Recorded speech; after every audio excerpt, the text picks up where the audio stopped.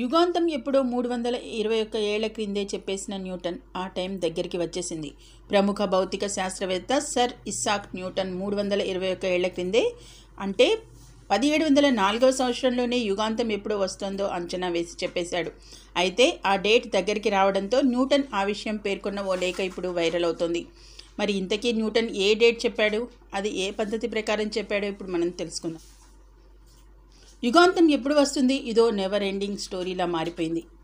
అప్పుడెప్పుడో 2012లో యుగాంతం అంటూ చాలా వార్తల కథనాలు విశ్లేషణలు వచ్చాయి. దానిపై ఒక హాలీవుడ్ సినిమా కూడా వచ్చింది. ఇది తాజాగా భూమికి ఓ గ్రహశకలం ఢీకొట్టే అవకాశం ఉందంటూ నాసా ప్రకటించడంతో మరోసారి ఈ యుగాంతం గురించి చర్చ మొదలైంది.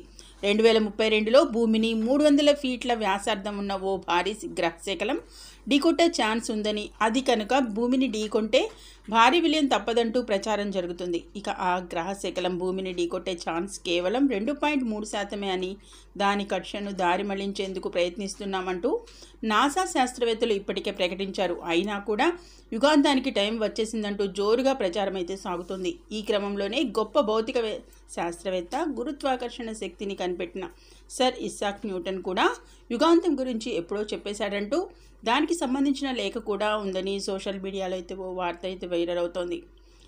1704వ సంవత్సరంలో ఒక లేఖలో ప్రపంచం 2060లో ఉనికిలో లేకుండా పోతుందంటూ న్యూటన్ పేర్కొన్నాడు. భూమి అంతం అవుతుందనే అంచనాను బైబిల్ ప్రొటెస్టెంట్ వివరణ. బైబిల్ చరిత్ర తర్వాత జరిగిన సంఘటనలు, ముఖ్యంగా ఆర్మాగెడన్ యుద్ధం ఆధారంగా న్యూటన్ రూపొందించినట్లు తెలుస్తోంది. ఇక భూమి ఉనికిని కోల్పోతుంది, కానీ చాలా మంది చెబుతున్నట్లు అంత త్వరగా అంతమయ్యేందుకు ఎలాంటి కారణాలు కనిపించడం లేదు అని న్యూటన్ అయితే పేర్కొన్నాడు. అయితే యుగాంతంపై అప్పట్లో ఉన్న అసత్య ప్రచారాలను, ఊహాజనిత వ్యక్తుల అంచనాలను తప్పు అని నిరూపించేందుకే భూమి అంతం ఎప్పుడనే విషయంపై పరిశోధన జరిపి 2060లో భూమి ఉనికి కోల్పోవచ్చని న్యూటన్ అంచనా వేశాడు. న్యూటన్ మెథడాలజీ ప్రకారం డేనియల్ అండ్ రివిలేషన్స్ పుస్తకంలో 1260, 1290, 2300 రోజుల సంఖ్యనైతే ఉపయోగించి సంవత్సరాన్ని నిర్ణయించాడు. ఇవి అపోకలిప్స్లోని కొన్ని ముఖ్యమైన లక్షణాల ముగింపు లేదా ప్రారంభాన్ని అయితే సూచిస్తాయి. అయితే అతను ఈ రోజులను సంవత్సరాలుగా అర్థం చేసుకున్నాడు. దాంతో 800 ఏడీని చర్చ్ని వదిలివేయడం అధికారికంగా ప్రారంభమైన తేదీగా నిర్ణయించాడు. అది రోమన్ సామ్రాజ్యం స్థాపించబడిన సంవత్సరం. 1260 సంవత్సరాల తర్వాత ప్రపంచం రీసెట్ అవుతుందని అతను లెక్కించాడు.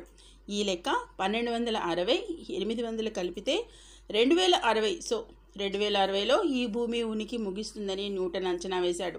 న్యూటన్ మాత్రమే ఇటువంటి డూమ్స్డే అంచనాలను చేయలేదు.